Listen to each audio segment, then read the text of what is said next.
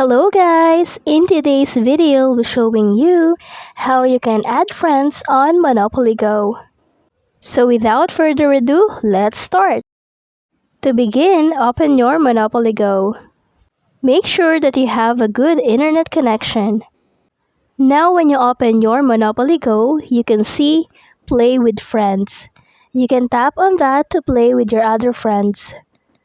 When you choose that option, Monopoly Go will import your Facebook friends to play with you. Just tap on Confirm to play with your friends on Facebook. Now to add friends outside Facebook, what we're going to do is to tap on these three lines at the top. It will then direct you to this page, Friends and Family. From here, there is option Add Friends.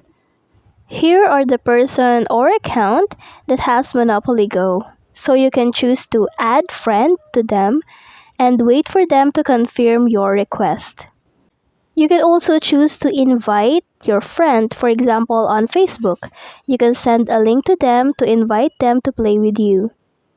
And that's it! Don't forget to like and subscribe.